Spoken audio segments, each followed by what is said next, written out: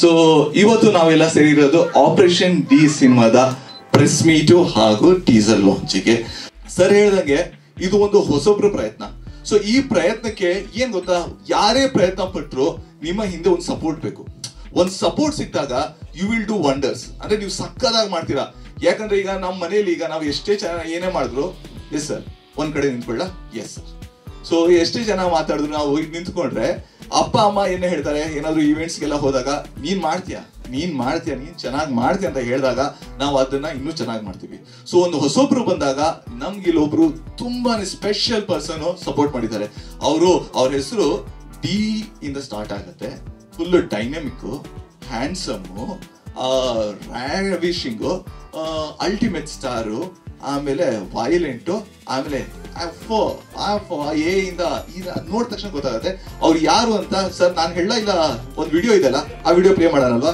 So ಆ special ವ್ಯಕ್ತಿ ಯಾರು, ನಮ್ಮ ಈ ಸಿನಿಮಾ ಆಪರೇಷನ್ ಡಿಗೆ ಸಪೋರ್ಟ್ ಮಾಡಿದ್ರು ಆ ಸ್ಪೆಷಲ್ ವ್ಯಕ್ತಿ ಅವ್ರ ಕಡೆಯಿಂದ ಒಂದು ಮೆಸೇಜ್ ಇದೆ. ಆ ಮೆಸೇಜ್ ನಾವು ವಿಡಿಯೋ ಮೂಲಕ ಪ್ಲೇ ಮಾಡ್ತಿದೀವಿ. ದಯವಿಟ್ಟು ಅದನ್ನ ನೋಡಿ. Can we have the video please?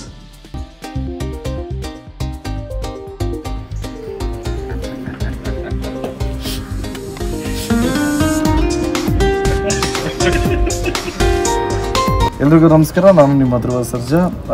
ಇವತ್ತು ಒಂದು ಇಂಟ್ರೆಸ್ಟಿಂಗ್ ಫಸ್ಟ್ ಲುಕ್ ಇದು ನೋಡಿದೆ, ಟೀಸರ್.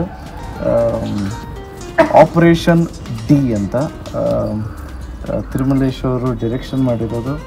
ಆ್ಯಂಡ್ ಪಾರ್ವತಿ ಆ್ಯಂಡ್ ರಂಗನಾಥನ ಪ್ರೊಡಕ್ಷನ್ಸ್ಗೆ, ಎಂಟೈರ್ ಟೀಮ್ಗೆ all the very best.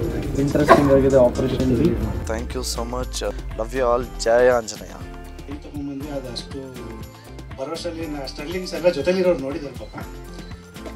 First ಅದು, ಮತ್ತು ಇನ್ನೂ ಒಂದು 3 ಜನ ಇದ್ದಾರೆ ನನ್ನ ಫ್ರೆಂಡ್ಸ್ಗಳು, ಎಲ್ಲರೂ ಇದ್ದಾರೆ.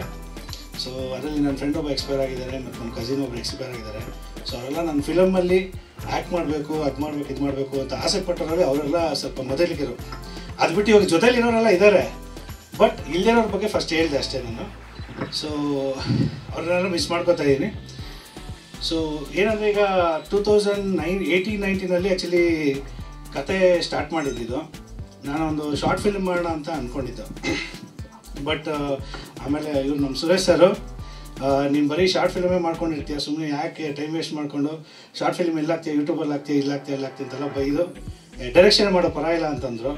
ಸ್ಟಾರ್ಟಿಂಗಲ್ಲಿ ಒಂದು 4 ಜನ ಫ್ರೆಂಡ್ಸ್ ಹಾಕ್ಕೊಂಡು ನಾವು ಮಾಡೋಣ ಹಂಗೆ ಹಿಂಗೆ ಅಂತ ಸ್ಟಾರ್ಟ್ ಆಗಿದ್ದಿದ್ದು ಜರ್ನಿ. 2018-19 ಸ್ಟಾರ್ಟ್ ಆಗಿದ್ದು. ಇದಕ್ಕೆ ಮುಂಚೆ ಒಂದು ಶಾರ್ಟ್ ಫಿಲ್ಮ್ ಮಾಡಿದ್ವಿ, ಫಿಲ್ಮ್ ಥರ ಮಾಡೋಣ ಅಂತ ಟ್ರೈ ಮಾಡಿದ್ವಿ. ಬಟ್ ಅದು 2013 ನಮ್ಮ ಫಾದರ್ ಪಾಸ್ ಆಗಿ ಅದು ಮುಕ್ಕಾಲು ಮಾಡಿ ಅಲ್ಲೇ ನಿಲ್ಲಿಸ್ಬಿಟ್ವಿ ಅದು. ಸೊ ಕಾಲಚಕ್ರ ಅಂತ ಒಂದು ಮಾಡ್ಕೊಂಡು ಮಾಡಿದ್ವಿ, ಆವಾಗ ಇದಾಗಿದ್ದು. ಸೊ ಅವಾಗಿಂದ ಇವರು ರಂಗಣ್ಣ ಅವರು ಇವರೆಲ್ಲ ಜೊತೆಗೆ ಇದ್ದಾರೆ, ಫ್ರೆಂಡ್ಸ್ ಆಗಿ, ಆಮೇಲೆ ನನ್ನ ಗುರುಗಳಾಗಿದ್ದಾರೆ ಅವರು. So next coming to the movie. So ಈ ಥರ ಫಿಲಮ್ ಮಾಡ್ತೀನಿ ಅಂದಾಗ ಇನ್ನೊಂದ್ಸಲಿ ಫಿಲಮ್ ಇದಕ್ಕೆ ಸ್ಟಾರ್ಟ್ ಮಾಡ್ತಾಯಿದ್ದೀನಿ. ಇದೇ ರೇಣುಕಾಂಬಲ್ಲಿ ನಾನು ಆ್ಯಕ್ಚುಲಿ ಸುಮಾರು ಫಿಲಮ್ ಟೀಸರ್ಗಳಿಗೆ, ಸಾಂಗ್ಗಳಿಗೆ, ಟೀಸರ್ಗಳಿಗೆ ಎಲ್ಲದಕ್ಕೂ ಬಂದಿದ್ದೀನಿ. ಬಟ್ ನನ್ನ ಮೂವಿಗೆ ಫಸ್ಟ್ ಟೈಮು ಅಂದಾಗ ನನಗೂ ಸ್ವಲ್ಪ ಟೆನ್ಷನ್ ಆಗಿದೆ. ಸೊ ಹಾಗಾಗಿ ಏನು ಮಾತಾಡ್ಬೇಕು ನನಗೂ ಸ್ವಲ್ಪ ಗೊತ್ತಾಗ್ತಿಲ್ಲ, ಬ್ಲ್ಯಾಂಕ್ ಆಗಿದ್ದೀನಿ. ಇನ್ ಕೇಸ್ ಏನಾದರೂ ಯಾರ ಬಗ್ಗೆ ಹೇಳೋದು ಮರ್ತುಬಿಟ್ರೆ ದಯವಿಟ್ಟು ಕ್ಷಮೆ ಇರಲಿ. ಫಸ್ಟಕ್ಕೆ ರಿಕ್ವೆಸ್ಟ್ ಮಾಡ್ತಾಯಿದ್ದೀನಿ. ಸೊ ಫಸ್ಟಿಗೆ ಏನಂದರೆ, ಈಗ ಫಿಲ್ಮ್ ಸ್ಟಾರ್ಟ್ ಮಾಡೋಣ ಅಂತಂದಾಗ ಮನೇಲಿ ಕತೆ ಹೇಳೋದು ಫಸ್ಟು ಮನೇಲಿದ್ದರೆ ನನ್ನ ವೈಫ್ಗೆ, ಹೊರಗಡೆ ಇದ್ದರೆ ಸುರೇಶ್ ಸರ್ಗೆ, ಆಮೇಲೆ ಇನ್ನೊಬ್ಬ ನನ್ನ ಫ್ರೆಂಡ್ ಇದ್ದ ಅವನಿಗೆ. ಸೊ ಜೊತೆಲಿ ನಾವು ಇಲ್ಲಂದರೆ ಗಾಡಿಗಿಡಿ ಹೋಗ್ಬೇಕಾದ್ರೆ ಕತೆಗಳು ಹೇಳ್ಬಿಡ್ತಿದ್ದೆ ಅವ್ರಿಗೆ. ಚೆನ್ನಾಗಿದೆ, ಮಾಡಂಗಿದ್ರೆ ಮಾಡು ಅಂತ ಅವರು ಅಂದರು. ವೈಫು ನಿಂಗೇನು ಮಾಡ್ತೀಯ ಫಸ್ಟ್ ನೋಡು, ಯೋಚನೆ ಮಾಡಿ. ಸೊ ಸಖತ್ ಎಂಕರೇಜ್ ಮಾಡಿರೋದೆಲ್ಲ ಬಿಗಿನಿಂಗ್ ಸ್ಟೇಜ್ ನಾನು ಹೇಳ್ತಾ ಇರೋದು. ಅದಾದಮೇಲೆ ಡೆವಲಪಿಂಗ್ ಆಗೋವರೆಗೂ ನಾನು ಯಾರ ಹತ್ರನೂ ಡಿಸ್ಕಸ್ ಮಾಡಿರಲಿಲ್ಲ, ಹೇಳಿರಲಿಲ್ಲ.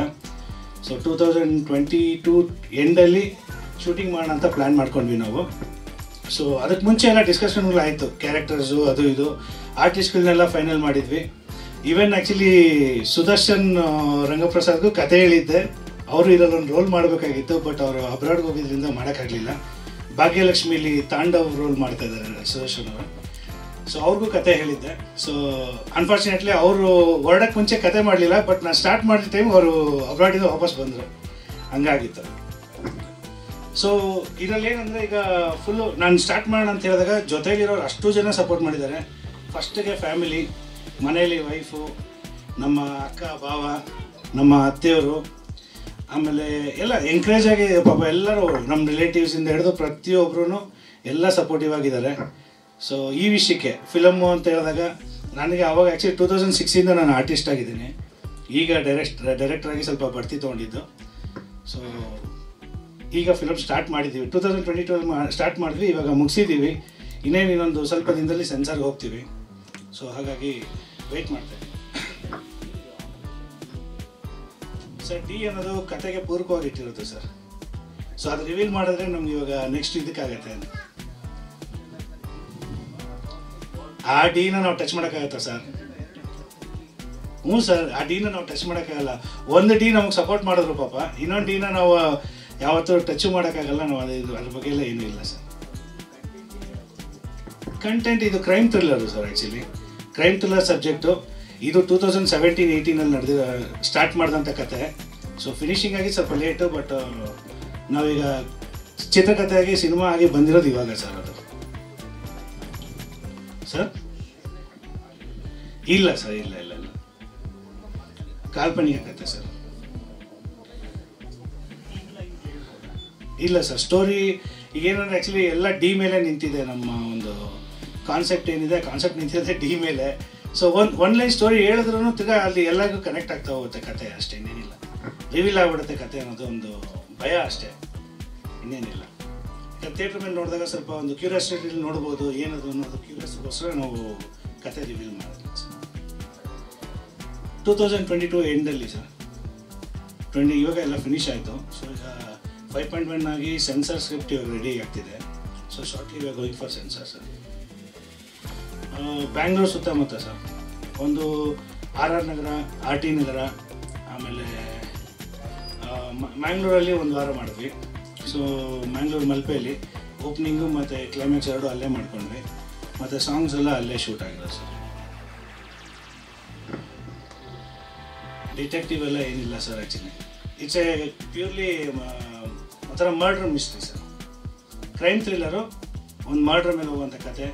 ಅದು ಏನು ಡೈವರ್ಟ್ ಆಗುತ್ತೆ, ಏನಾಗುತ್ತೆ ಅನ್ನೋದೇ ಒಂದು ಕ್ಲೈಮ್ಯಾಕ್ಸು. ಇನ್ನೊಂದೇನೆಂದರೆ ಮೇಯ್ನು ಫುಲ್ ಮೂವಿನ ಇಟ್ಕೊಂಡು ಕೂತಿರೋದೇ ಕ್ಲೈಮ್ಯಾಕ್ಸು ಅಂತ ನಾನು ಭಾವಿಸಿದ್ದೀನಿ. ಸೊ ಕ್ಲೈಮ್ಯಾಕ್ಸೇ ಒಂದು ಫ್ಲ್ಯಾಶ್ ಬ್ಯಾಕ್ಗಳು ಒಂದು 8ರಿಂದ 10 ಫ್ಲ್ಯಾಶ್ ಬ್ಯಾಕ್ ಮೇಲಿದೆ ಸರ್. ಅಲ್ಲಿ ಎಲ್ಲ ಕತೆ ರಿವೀಲ್ ಮಾಡೋ ಥರ ಪ್ಲ್ಯಾನು.